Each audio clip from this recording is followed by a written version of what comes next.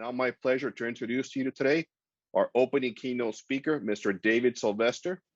Mr. David Sylvester is a bioengineer turned cybersecurity expert who has spent the last several years helping organizations find the right solutions for their challenges.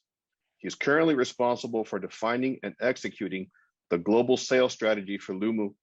Before Lumu, David led Easy Solutions' global expansion efforts from startup all the way through to exit, reaching more than 465 customers and 125 million protected users worldwide. Please join me in welcoming David Sylvester. Thank you guys for having me. Really excited to be here, be part of the Miami tech scene and part of Digital Air. Let's kick this off with a great keynote presentation. So, what I wanted to talk about today is a need for a breakthrough in cybersecurity. We're at a very important juncture, 2021. We just are off, 4th of July attacks.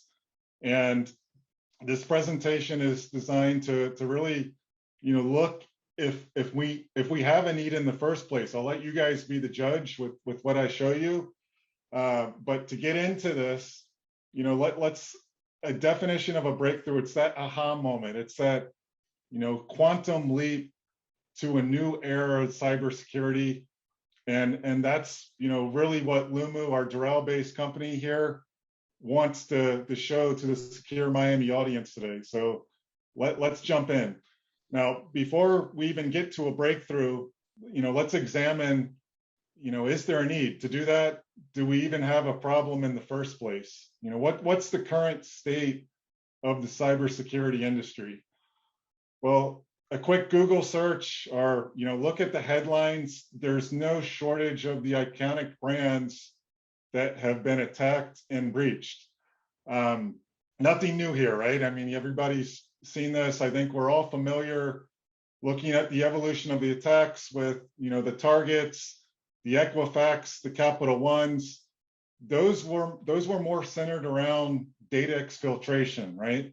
Get in the network, get hold of data records, and ultimately, cash in on the PII information that you can use for account takeovers. What we're now seeing is a shift in the tactics to quickly turn on the fire hose, if you will, instead of just a slow drip. Let's go for the fire hose with these colonial pipelines, with the supply chain, the JBS meat industry, Kaseya, you just saw. So you're seeing a shift from data exfiltration to more catastrophic business disruption in the attacks. And one thing that's been clear for the last 25 years in cybersecurity, these guys are going to keep evolving. It's a pace that's unrelenting. You got to keep up, and this is only gonna keep happening, and it's only getting worse. Now, looking at some statistics here, the data clearly doesn't lie. There's a trend that continues to show the breaches only continue to mount. Don't be confused with just showing some fancy iconic brands on that previous slide. You can see that the trend overall is increasing in breaches, and it's not necessarily about how many millions of records are exposed now, right? It's think quality over quantity. It's hey, can I basically shut out some businesses, make them come to a screeching halt, and deliver $10 million, $50 million in my account in a matter of minutes? And that's what we're seeing. That's the really the state of the industry, as I mentioned. But you're seeing with the supply chain, Kaseya, the perfect example. There's 1,500 breaches in one, if you really want to look at it. So the data doesn't lie. It's only coming more and more of a crisis for us, if you will. So, not to be pessimistic, but let's examine, how did we get here in the first place, right? Let's understand, what brought us here. Very quick summary recap into, the year 2021 in cybersecurity. When you look at it, I think every cybersecurity professional will tell you there's just infinite number of vulnerabilities that we have to defend and stay on top of.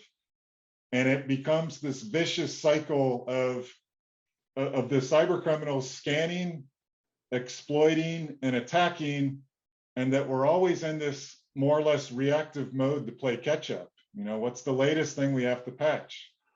So there's that ever-evolving threats that we have to get every single time right, thousands, if not millions of vulnerabilities, where they just have to be right one time. Then you throw in the unlimited capital in cybersecurity in the first place.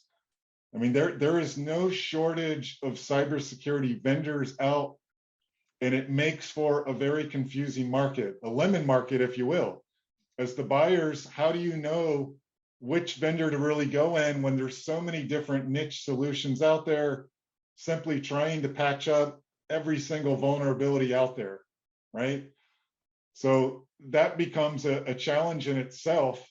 And I think a lot of us know, those investments do not necessarily translate to actual protection, even though at the higher levels, at the board, the executive levels, they may equate investment equals protection.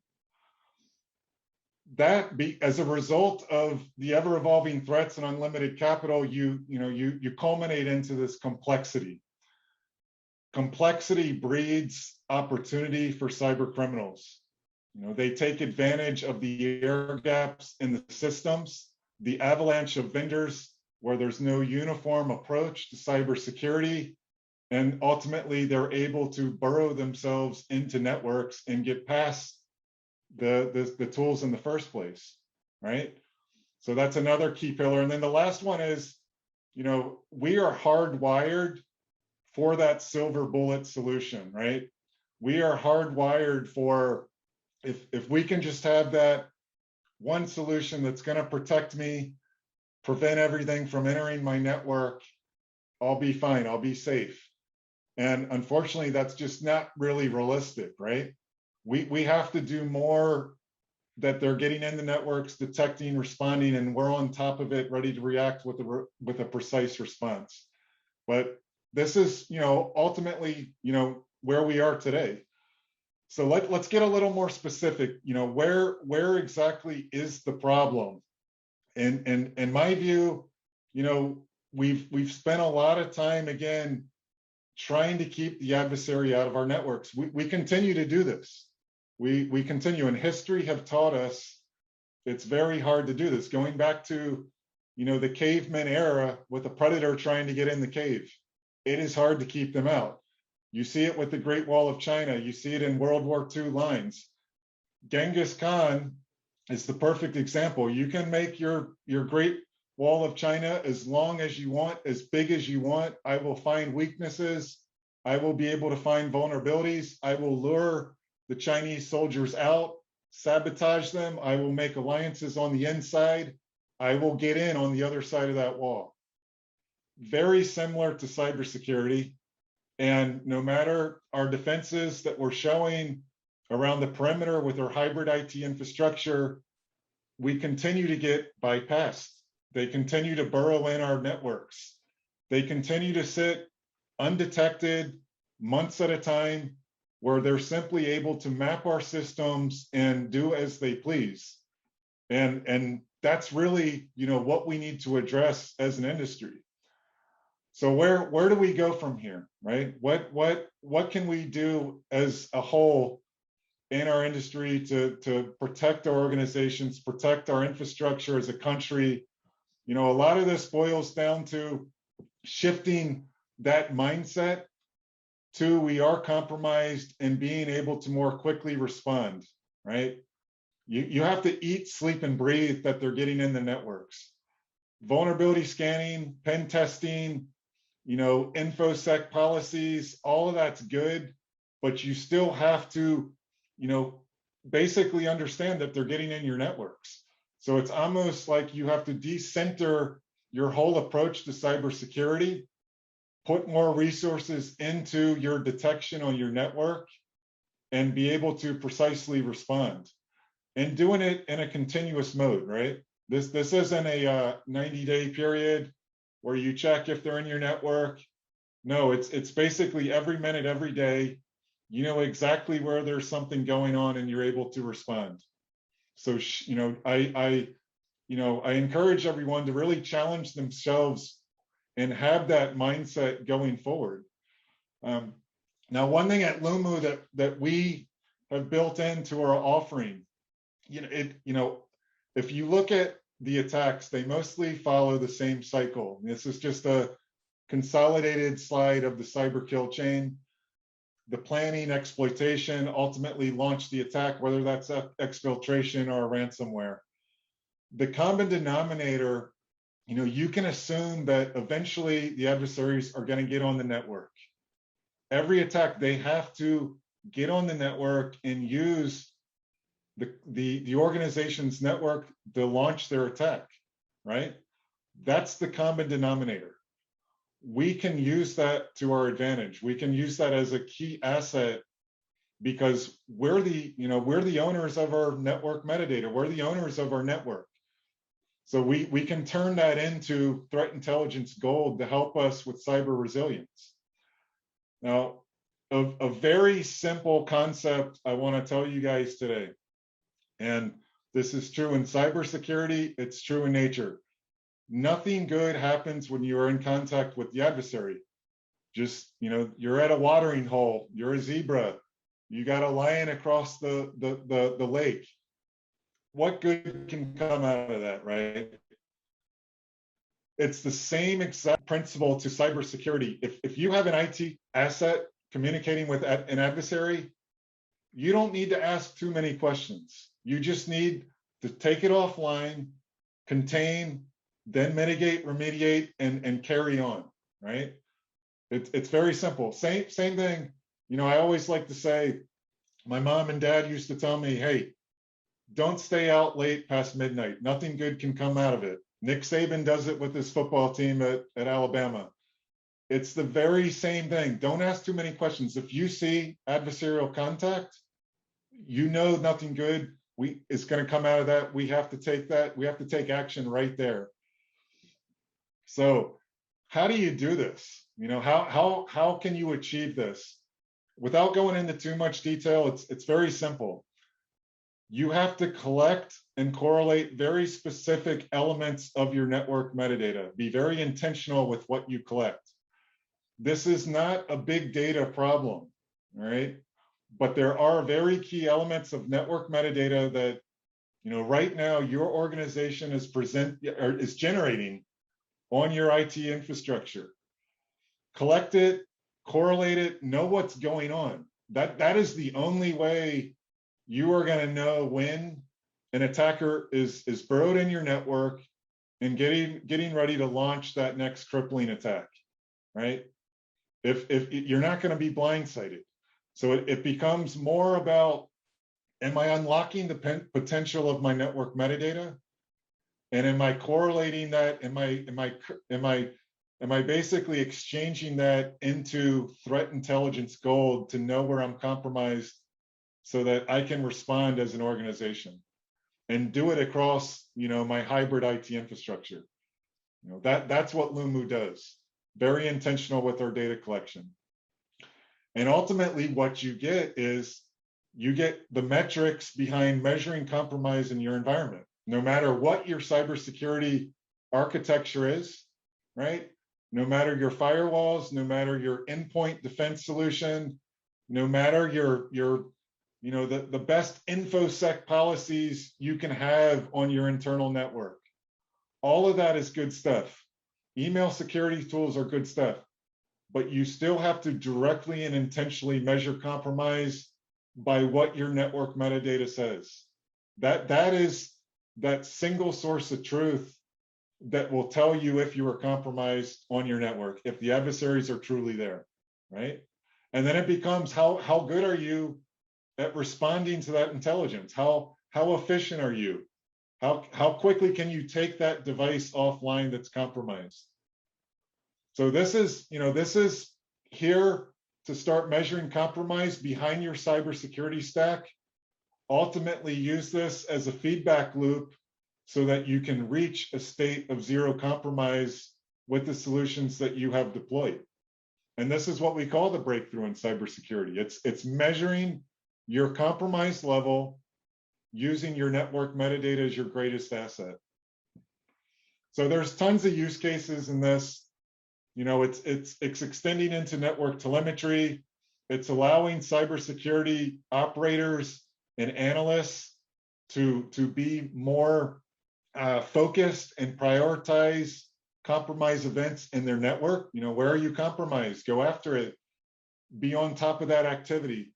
And also, you know, the whole alert factory problem that we're seeing in the industry. You know, get to the true alerts that matter. An IT asset that is communicating with an adversary. That is, at the end of the day, what you need to be on top of. Shut it down and keep fighting the good fight. All right. So, kind of wrapping up higher level. So, you know, Lumu guys, you know, we're a Doral-based company. We truly believe in a world where any enterprise can operate cybersecurity proficiently. All right, we have over 1,700 customers, all the way down from small little daycares that want to protect their information up to very large global enterprises. And when you start intentionally measuring compromise, you're going to be able to do that. You're going to know when you have an IT asset that's communicating with adversaries, and you can remove that risk right there in real time. That's the vision of Lumu. This is what we're bringing to market, a continuous compromise assessment model. And we're on the Miami scene. You know, we're Doral based. So we'd love to work with a lot of you guys. We're thrilled with our partnership with Digital Air, with Patrick, Matt, Norm, all these guys. We're building out a hell of a partnership so that all Digital Air partners can start benefiting from Lumu. And then we're also with, you know, SoftBank, Panoramic Ventures. These are the investors that started Uber, that started WeWork, you know, transformative technologies that reshaped a whole industry. And this is what they see in Lumu. They see us coming in, making cybersecurity a total different fundamental approach, focused more on continuous compromise assessment. And that's where we are today. So I have 3 call to actions for you guys today. All right. Very simple. 1, our model is anybody can open a Lumu free account, start sending us network metadata, and we will start showing you where you're compromised. Very simple. You do that right on our website, and we'll even give you a very cool, nifty, assume you're compromised, prove otherwise t-shirt. So do that today, lumu.io. You can also come to our booth and meet the Lumu team. You know, we're going to be here all day. We'd love to talk to you, learn more about your use cases, learn learn how you're using network metadata in your environment, whatever that may be. And then also support Miami Tech. You know, like you guys heard, we're in this together. We're in South Florida together. You know, support Lumu. We have a blog that you guys, we'd love for you to subscribe to, stay up to date with what's going on in our world, and stay closely connected. So I'm telling you guys right now, if you go open that account, get a t-shirt, you could literally start understanding your unique compromise level in a matter of minutes. And that's really what we need as an industry need to be doing going forward. So with that, wanted to be quick to the point. That's my presentation. I'm happy to stay on, and if there's any questions, let me know, guys. Any questions for Mr. Sylvester before we move on? How do you shut down the threat? That's a great question. Well, it starts off with visibility, right? You have to know the exact IT asset, and then once you know that, you have compromised context that we give you and an actual playbook that shows you step by step how to contain, mitigate, and remediate that IT asset. So that's something we'd love to show you. Stop by our booth if you want to learn more about that. Why don't we keep the adversary in the system while we get out? All right, that looks like that's a little fun. What is complex? I'm seeing a lot of the same questions by Yelena. Come stop by. We'll talk, and we'll get more in this. But again, my if I want to leave you guys with one thing, assume you're compromised, prove it, prove otherwise with what your network metadata is saying, and then ultimately, it's more about operational efficiency when there is those IT assets that are compromised. And that's going to keep you resilient. That's going to keep those dwell times down. That's that's the ticket right there. All right, Mr. Sylvester, thank you for that. A quick note on our scholarships. We're doing good so far. We've already raised $2,855. Mika, thank you for your contribution. I see you. And Alexander Bonick, wow, thank you so much. $555 donated from that young man. Thank you so much. So folks, thank you all for attending our opening keynote.